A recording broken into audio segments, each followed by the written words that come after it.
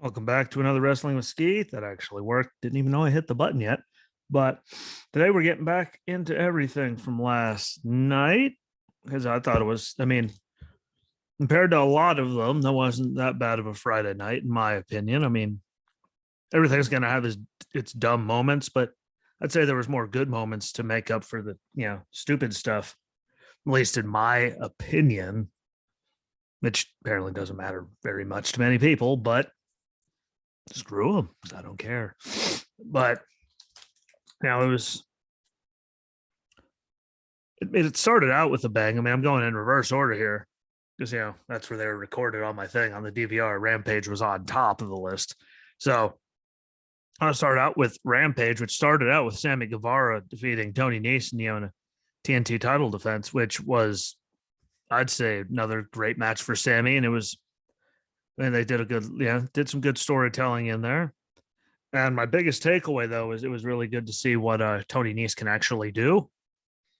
Because, well, we all know where he used to work. So it was really, really good to see him actually get to have a match and not just, those, because he was in the cruiserweight division. So he only got like 14 seconds to, have a match. So it's good to see, another one come over, regardless of how it goes. And I'm, looking forward to seeing where it goes just because he can actually, utilize his talent. And, we'll see what they do. But it was just good to see him actually get to, wrestle and have a match. Because again, we all know what happens when you get stuck in the cruiserweight division for the Machine. Normally isn't that, yay of a situation, I guess, really. It's not that good normally, So I'm excited to see him do it, though. It looked like you got some more weight on him too, some more muscle, but at least he's being utilized, which is really good. And I can't believe that after all the dark matches and all the times we saw him there, like that they didn't do that. Tony Nese's All Elite thing. I didn't see it until yesterday. They could have done it before then, but he was interviewed beforehand and he was doing dark matches, matches on dark. There you go. Still technically dark matches. I'll get that being there, but I am excited just to see what he can do and how much better matches he can put on as they have more freedom where they are, over there in AEW than the Machine. So that was really, really good. And I always love seeing a good Spanish fly because I couldn't even do that on a trampoline in my young age before I decided to go and use myself as like a battering ram. So those are always good. But yeah, they normally start out with their best match and it's really good. Just, minus like the next match, which is Jade Cargill, defeating Janae Kai. Like 15 seconds long. I really don't get the point. And she threw a cataclysmic pump kick, like the really, really ugly Jade did to Janae before the fight broke loose between her and Thunder Rosa. So that was the downside for me, just because they could have done without that. And then Cole and the Young Bucks, at least they're gonna have, the Young Bucks are gonna have a match next week. And Jurassic Express and Christian did their thing on the mic and they don't hurt my head. And again, it's nothing personal. It's just, I just look at them. It's just something that hurts my head. Not taking away their talent or their ability or any of that, but it hurts my head. There's Cole and the Young Bucks, but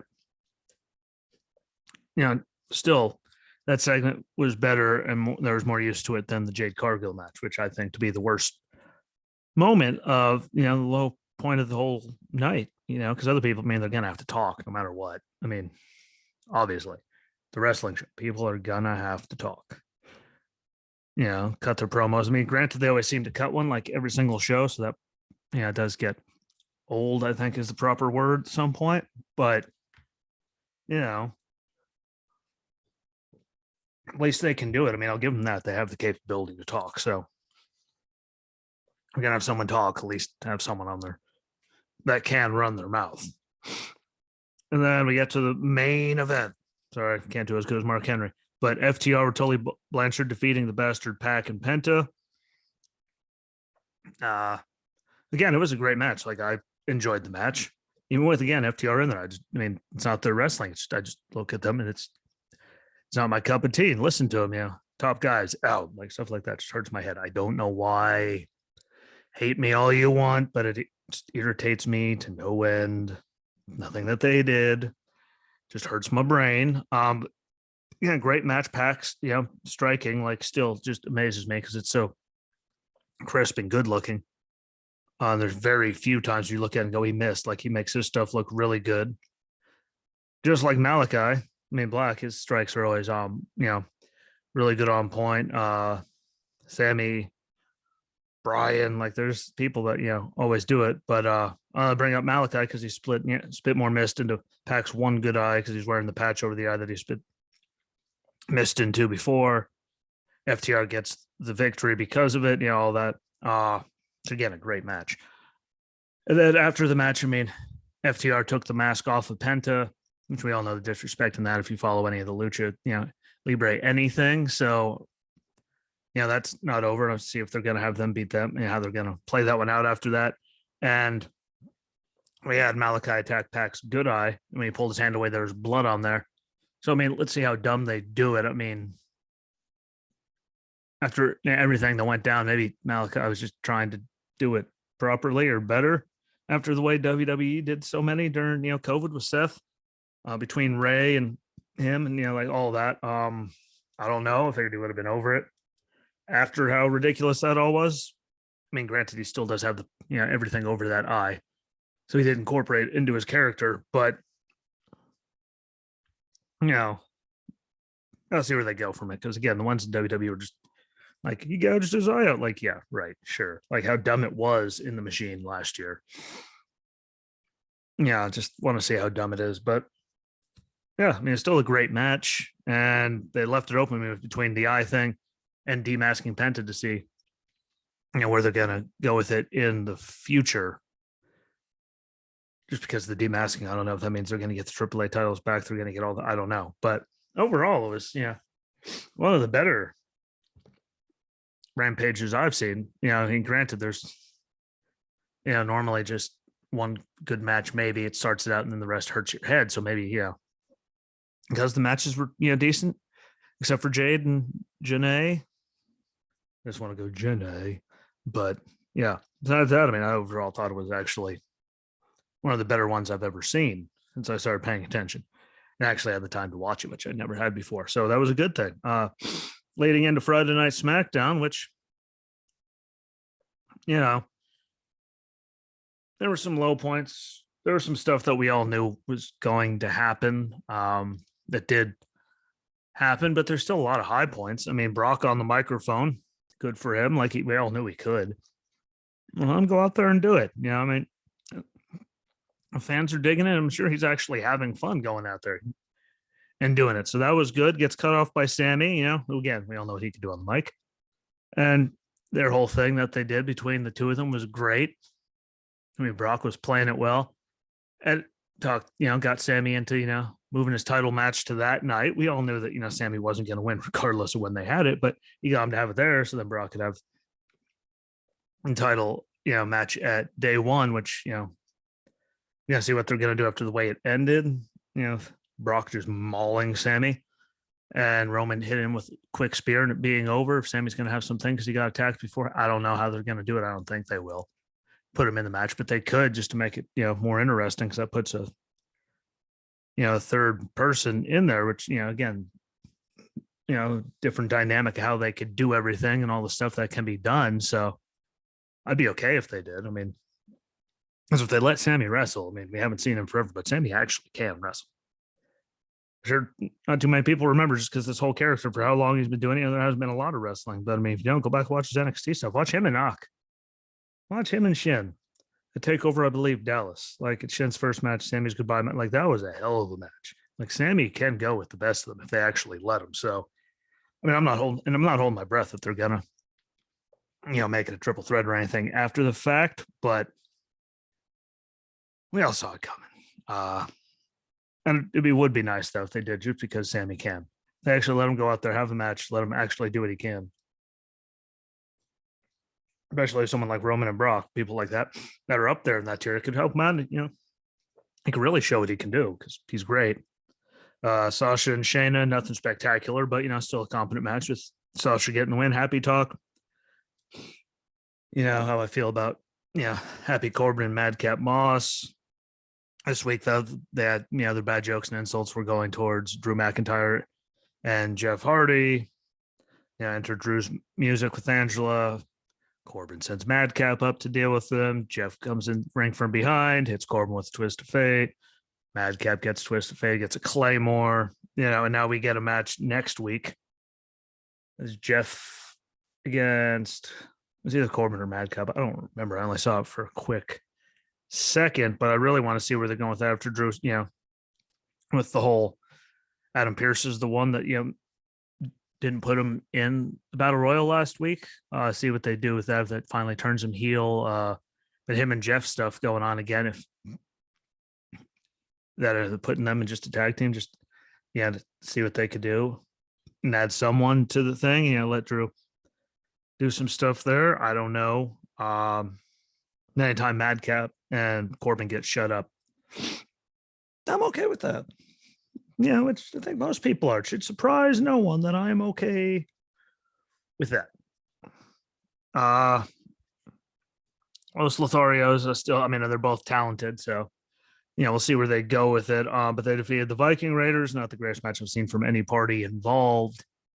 Again, just seemed quick and all that. And then there's Shinsuke and Boogs out by the announce table. Boogs playing his guitar, trying to distract Los Lotharios, ends up, they still end up getting the win over the Raiders. The Raiders get out of the ring and stare in their face. Boogs starts playing, their song on his, their entrance theme on his guitar. And it goes away with everyone pounding their chest, doing the Viking thing. And Pat McAfee up dancing on his chair and Cole telling him to be careful. So that was still good. That dynamic still makes me smile and laugh for some reason. I don't know. Pat McAfee, like there was some stuff at the beginning where he hurt my damn head, but the guy's funny. He's got it. So good for him. Toni Storm, glad that they're giving her the opportunity to talk because she can. And then Charlotte, goes and does her normal thing in the ring, turns down the challenge from Toni, even though I swear she already said she was going to do it. Like before a match at Survivor Series, like she said she was going to, go and beat her. It would, all of that normal stuff. And we all saw the pie coming, like how long they were having Charlotte take to get up the ramp and out of the ring when we all know Toni was going to be behind her with the pie. And it was good to see her pie. But do I think that they're going to give the title to Toni over Charlotte? No. As much as we would all love to see it, more than likely we're all, honest people with brains, and we all know that she's probably not gonna win the title off of Charlotte. It'd be a great sign, just to give her a shot to do something, see what someone else can do. But let's be honest here. Toni is super talented, but she's not Charlotte. And obviously they keep putting her in all these matches where she's already has this many titles, title reigns. For a reason, I don't see Toni getting it. I'd love to see Toni get it just for a whole new legit fresh start, as they called everything. Over Charlotte, which is literally the same damn thing over and over again, year after year. But we all know it, let's be honest, probably not going to happen. Sadly, one day maybe it'll happen, because I think she's super talented, and she's getting more time to talk now than she did normally in NXT, but they're trying to fit so many people in there. She's not going to get the greatest opportunity, but I really dig. I dig it. I'd be okay with it. Just again, give someone a shot. What's the worst that can happen? Find out they can't actually hang, and boom, have her lose it a couple months down the road and be over. They've done it before. I wish she would, but we all know it's not going to happen. Jay with Jimmy defeats, technically, I guess King Woods with a returning Kofi won because of the disqualification. But really, the only thing I wrote down, and I said the second that they said Kofi is bad, like, something dumb's going to happen. It's going to set up the New Day and the Usos for the titles at day one. And later there's Aaliyah with them backstage. And, after Charlotte made her entrance, because they love to keep doing that stuff. with them saying that the match is on. But again, I'll look forward to it anytime. You could have the Usos and the New Day there wrestle whenever you want, and we've all seen their chemistry and we all know what they could do. So, there's really nothing to be upset about. At least we know it'll be a good match. Because we got Los Lotharios and the Viking Raiders. I mean, probably Sheamus and Ridge Holland at some point. Like a lot of stuff they're trying to work out in the tag division. So New Day, Usos, it'll be a great match regardless of how it ends. But if they end up losing earlier in the night, I'm pretty sure that lets us all know what's going to happen in the title match. I don't know what, but it'll be a good match. I'd rather see that than Ziggler and Rude against RK Bro for the millionth time in a row. At least it felt like it's just every week. It seems to be the same thing over and over again. And well, there's one thing I hate. It's the same thing repeatedly, over and over and over and over and over and over again, hurting my brain, like the sound of my voice. Found out how much that hurts people's heads. But, that's a good thing. The usual between Paul and Roman when it comes to knowing if Brock was coming, yada, yada, all that dumb stuff. Because, I have to keep that going. Sheamus and Cesaro, I will say, was a great fight for the few minutes there. It lasted. Ends with, Sheamus hitting a brogue and getting the win. It was really, really quick. And really, my big thing is we all know what they're capable of from all those best out of 7 series matches that they had. So I was super bummed to see it go that short, just because we know what they're capable of and how good those matches were and how good they were as a tag team. So we'll see where they go with all of it. But that's my big takeaway. Like, if some of these things didn't have to happen,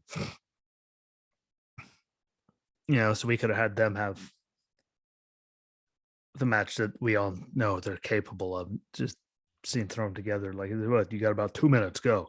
So there's that. And then we finally get to Roman defeating Sami to retain the Universal title. And before we could get there, obviously, more nonsense between Naomi and Sonya. Sonya accepts Naomi's, challenge for next week. So we'll see if that actually happens, because we've seen how it worked out, how dumb it was before. And if it does, like, I'm excited to see Sonya back in the ring because she is talented. So it'd be nice to see her finally, start doing the in-ring stuff again, if they're ready to pull the trigger on it. No Shayna coming out, no anyone else, like, because she can go. So we'll see what happens. No high hopes, but we'll see. And then it goes back to Sami on a mic running to suck, talks trash about Brock. Well, goes from his arm around him at the beginning of the night to Brock just mauling him. Roman hitting a spear and, being over that fast. So we'll see what they do with it all again next week. I mean, your guess is as good as mine. It could. I just don't see Sami letting it go. So I see, maybe there's a possibility to make a triple threat just to add to the dynamic of it all and to really, give Sami something. Do I see it happening? No. That's why I clicked the clicker.